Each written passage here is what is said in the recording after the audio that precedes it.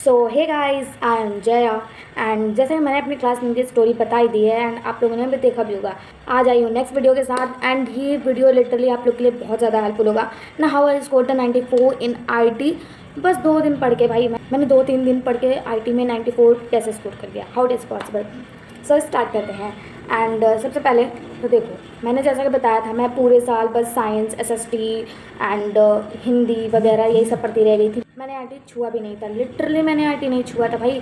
मैंने कोई भी एग्ज़ाम भी नहीं दिए थे, उसके हाफ ईयरली नहीं दिया था, यूटी नहीं दिया था, प्री बोर्ड तक की नहीं दिया था। एंड आप लोगों को तो पता ही होगा कि आईटी में इंटरनल के 50 तो मिल ही जाते हैं अगर आप कोई प्रैक्टिकल फाइल वाइल दे देते हो, तो मुझे उसके मिल गए थे। एंड यू नो व्हाट, हमारे स्कूल के टीचर बहुत ही ज़्यादा अच्छे थे कि उन्होंने मुझे इंटरनल में 50 में से 50 दे दिया।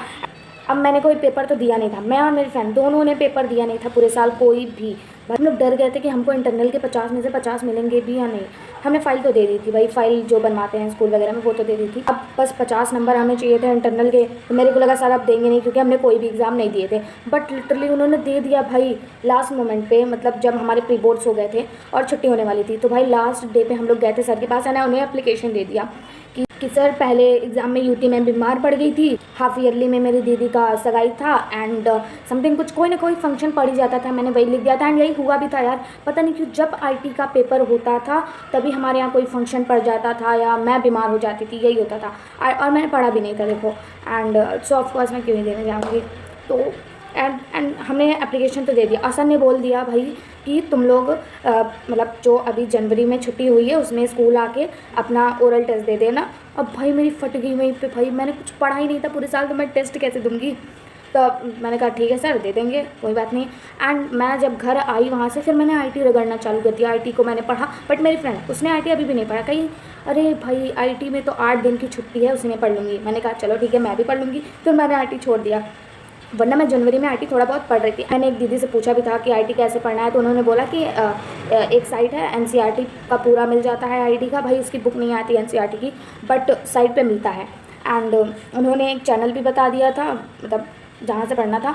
एंड मैंने उसको फॉलो किया एंड मैंने उनके भाई लेक्चर देखे हैं। लिटरली क्या लेक्चर थे यार, बहुत ही ज़्यादा। क्या प्रैक्टिकल बताती थी, बहुत ही ज़्यादा अच्छा बताती थी वो।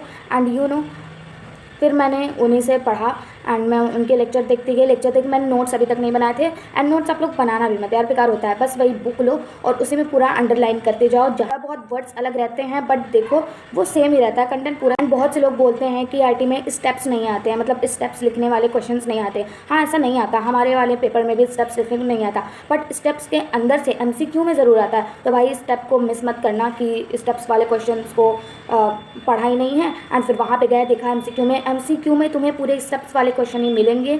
स्टेप वाले से ही पूरा एमसीक्यू में दे देते हैं भाई। एंड मैंने नोटिस किया था भाई एमसीक्यू के क्वेश्चन मतलब कि जितने थ्योरी वगैरह में से नहीं होते स्टेप्स में से आए थे। एंड भाई क्या आए थे। एंड लिटरली बोलूँ तो आईटी का पेपर इजी होता है। तुम लोग मैं भाई आईटी के लिए पूरे साल भटकी, टीचर मैंने भले पढ़ा ही नहीं, बट मैं आईटी के लिए हमेशा टेंस रहती थी कि भाई मेरा कैसे होगा, आईटी कैसे करूँगी। बट यू नो व्हाट, देखो आप लोग क्या करना, स्वाति मैम के पहले वीडियोज़ उठाना। न्यू वीडियोज़ को हर साल बनाती हैं एंड उसमें जो जो वो पढ़ाती हैं सब अंडरलाइन करते जाओ। सुमिता अरोड़ा की बुक ले लो, उसी में अंडरलाइन करते जाओ। वर्ड्स अलग रहेंगे बट कंटेंट पूरा सब कुछ सेम ही रहता है। एंड वहीं से पढ़ना, बहुत अच्छा पढ़ाती हैं भाई, बहुत ही ज़्यादा। एंड सेक्शन ए में जो रहता है वो थ्योरी रहता है, लाइक हेल्थ वगैरह के बारे में, तो उसको इतना टेंशन है तो उसको लास्ट के लिए भी पढ़ लोगे तो चल जाएगा। बट जो बी पार्ट रहता है उसको पहले कर लेना, वो ज़्यादा नंबर का आता है एंड वो बहुत ही ज़्यादा इंपॉर्टेंट होता है, तो उसको कर लेना पहले। एंड टीचर के नेम है स्वाति मैम, स्वाति चावला मैम, उनको फॉलो कर लेना। एंड नेक्स्ट टॉपर की बरखा मैम है, उनको भी फॉलो कर लेना। वो पार्ट ए के लिए अच्छी हैं एंड पार्ट बी के लिए वो स्वाति मैम अच्छी हैं। एंड क्वेश्चन लगा लेना भाई। एंड प्लीज़ को लास्ट के लिए बिल्कुल मत छोड़ना कि जैसे मैंने पढ़ के कर लिया, भाई मेरा अपना टैलेंट था मैंने कर लिया, वो अलग बात है। बट प्लीज़ तुम लोग ऐसा मत करना, आईटी को पढ़ लेना अच्छे से।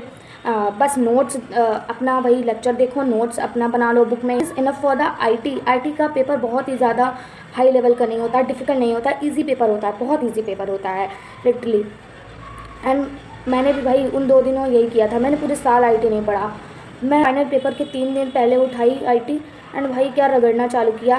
ज़्यादा कुछ मैंने भी नहीं किया, मैंने बस वही लेक्चर देखे थे मैम के एंड बरखा मैम ने उतने से मैं क्वेश्चन प्रैक्टिस करवा रखे थे बहुत सारे, तो क्वेश्चन प्रैक्टिस कर लिए थे। एंड आप लोग जितने ही ज़्यादा क्वेश्चन प्रैक्टिस करोगे ना, उतना आप लोग को पता चलेगा कि हाँ किस टाइप के क्वेश्चन आते हैं। तो बस यही कर लेना, और कुछ आइटम है नहीं, बहुत ज़्यादा हाई लेवल का पेपर आता नहीं है, ईजी पेपर रहता है। नोट्स देखो, लेक्चर करो, एंड दैट्स इज़ इनफ। आप लोग भी अच्छा स्कोर कर ही लोगे। जब मैंने IT और इंग्लिश पूरे साल नहीं पढ़ा, तब मैंने अच्छा स्कोर कर लिया। तो आप लोग पूरे साल पढ़ोगे यार, तो आप लोग 100 में से 100 तो ला ही सकते हो। एंड इंग्लिश के लिए भी अनुराग सर के वीडियोस देख लेना, उनके ही नोट्स बुक में बना लेना, बुक में ही नोट्स बनाओ, फालतू के फलाना ढमकाना नोट्स बनाने की ज़रूरत नहीं। एंड SST में भी इवन आप लोग फालतू का नोट्स बनाते हो, बुक में ही अंडरलाइन करो भाई, कहीं से भी बुक से भी आ सकता है। नोट्स बनाओगे ज्योग्राफी के लिए तो पूरा बुक में ही कर लेना। हिस्ट्री के लिए भले ही अपना तुम नोट्स बना लो, वो हिस्ट्री का बहुत ज़्यादा मतलब मोटी बुक होती है तो उसमें समझ नहीं आता, बट ज्योग्राफी के लिए कोई नोट्स मत बनाना, बुक में ही अंडरलाइन करो, बुक से ही पढ़ो, बस रहता है। एंड सिविक्स का भी यही हाल है। इको के लिए तुम कर सकते हो, इको और हिस्ट्री के लिए, बट सिविक्स और ज्योग्राफी में तो मैंने नोट्स नहीं बनाए थे। मैंने शुरू के 3 चैप्टर के बनाए थे, फिर मैंने छोड़ दिया था, देन मैंने बुक में ही बनाना स्टार्ट किया था।